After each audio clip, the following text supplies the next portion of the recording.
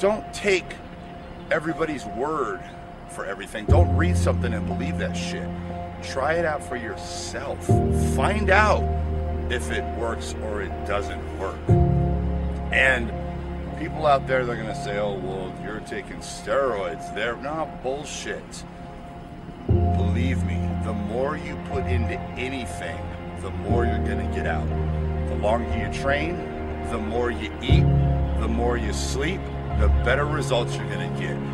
If I'm eating 12 meals a day, I'm training 3 hours a day, and I'm sleeping 10 hours a day, I'm gonna get better fucking results than the guy that's training an hour a day, eating 6 meals a day, and sleeping 6 hours a day. It doesn't take a fucking scientist to fucking logically understand what I'm saying. The more you put in, the more you get out. So stop fucking making excuses.